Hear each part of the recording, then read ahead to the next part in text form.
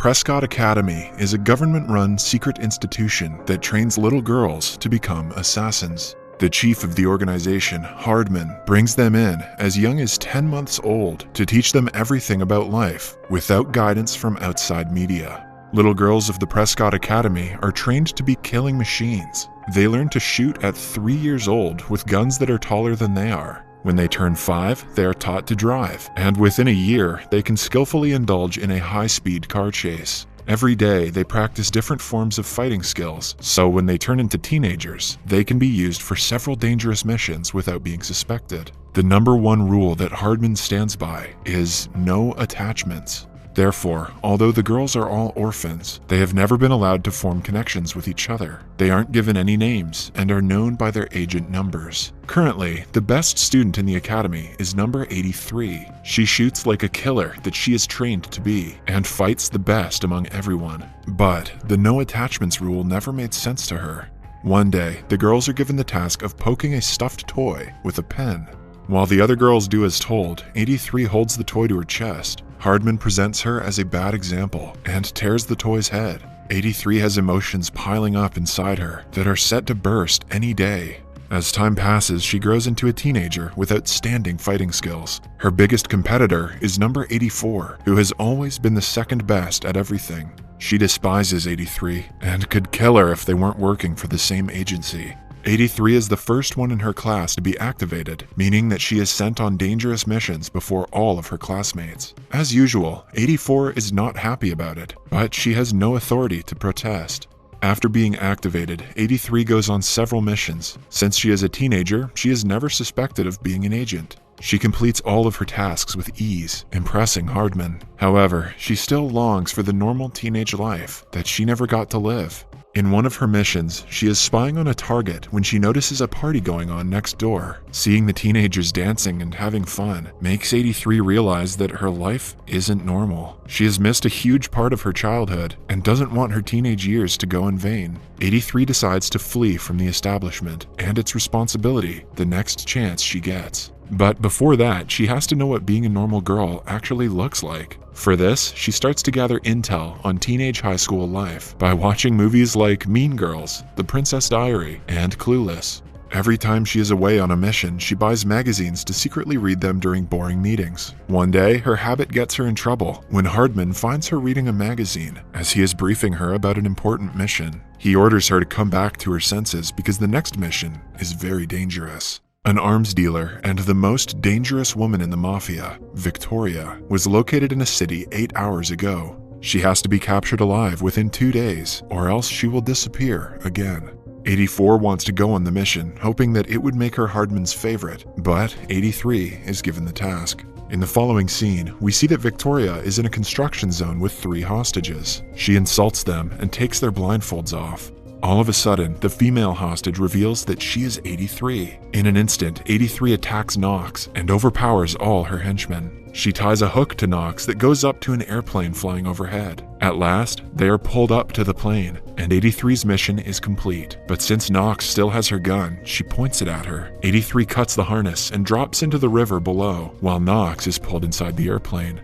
When Hardman notices 83's absence, he tries to contact her on a device attached to her wrist. 83 gets out of the water and hears him. However, she doesn't reply. Knowing that this is her only chance to escape her old life, she throws her watch away and decides to never look back. Back in the airplane, Hardman is told that they aren't receiving any visuals or audio from her. He declares her inactive and continues interrogating Victoria. Following that, 83 creates an entirely new identity under the name Megan. She also transfers into a high school in Newton and finds a family to stay with through a website. At the airport, the family comes to pick her up. It consists of the mother, Mrs. Larson, her son Parker, and her sarcastic teenage daughter Liz. Liz is not too happy about Megan's arrival and has a hard time adjusting with her around the house. She finds it weird that Megan is excited about normal things like riding the school bus. Still, to please her mother, she agrees to help Megan around the school. On her first day at school, Megan dresses up in a ridiculous outfit, making everyone stare at her.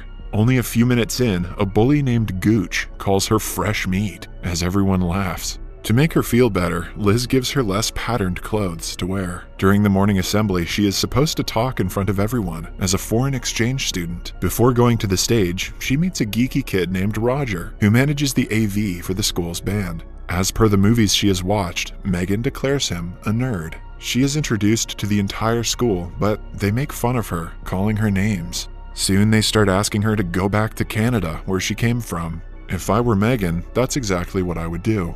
When the chanting gets louder, the school's band leader, Cash, interrupts the crowd with a song. He is the most popular guy in the school and is liked by many. Megan is also instantly attracted to him. During the lunch break, some cheerleaders call her to eat with them, but she refuses, assuming that they are mean, like the cheerleaders from her favorite movies. In biology class, she again meets Roger and makes friends with him. He seems to be attracted to her, but all Megan can focus on is Cash. The next day, she is assigned as Cash's lab partner. However, other girls from the class ask her to choose another partner, wanting Cash for themselves. Everybody is thirsty for Cash. After the class, the girls tell Megan that Cash likes girls who play the school's mascot. A gullible Megan believes that Cash is a furry and fails to realize that they're just trying to set her up, and goes to audition to be the school's mascot. She is selected instantly and called to practice for the next game. During the practice, a group of masked men run towards her and try to kidnap her. Megan uses her skills to easily overpower them, surprising everyone around her. She had thought that the masked people were agents sent by Hardman, but it turns out they are guys from a rival college trying to cause trouble.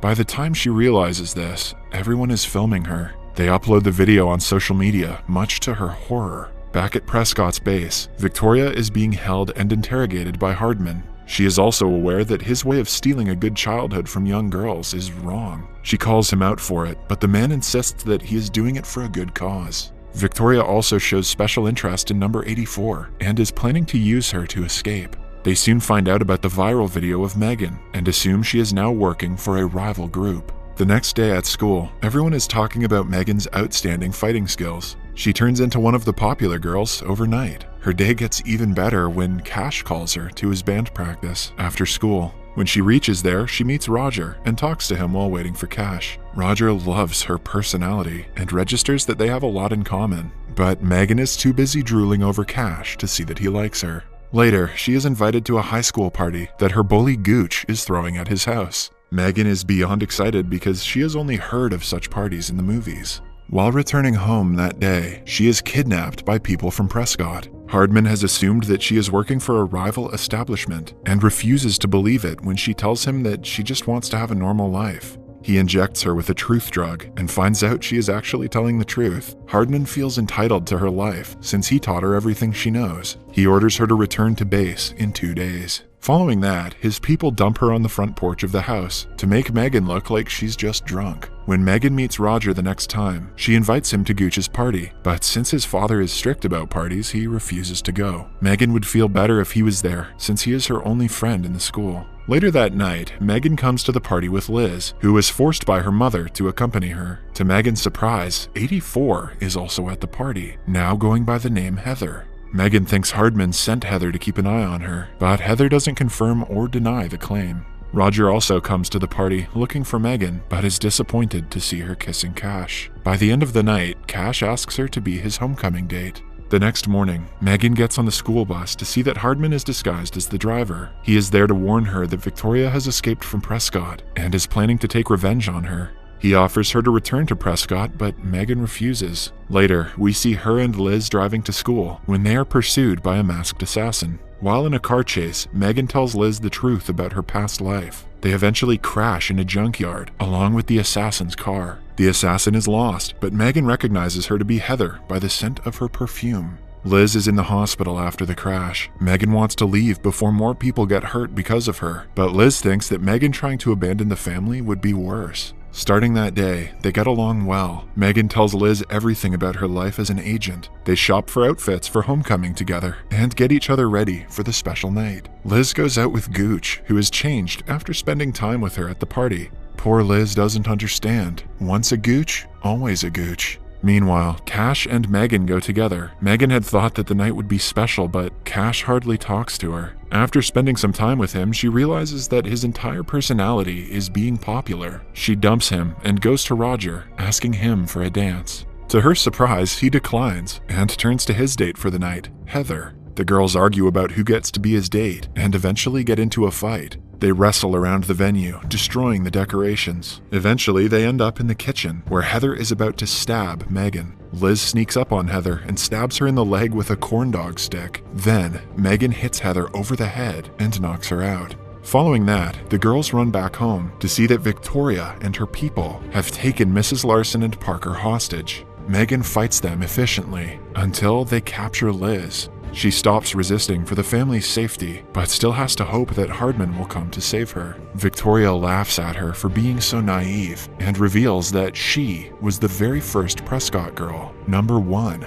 Like Megan, she also left Prescott for robbing her of her childhood. She challenges Megan to a one-on-one fight and defeats her easily. Suddenly, Hardman arrives with reinforcements to help Megan and capture Victoria. They break in and knock out Victoria with a tranquilizer gun. Megan hugs Hardman, thanking him for the help.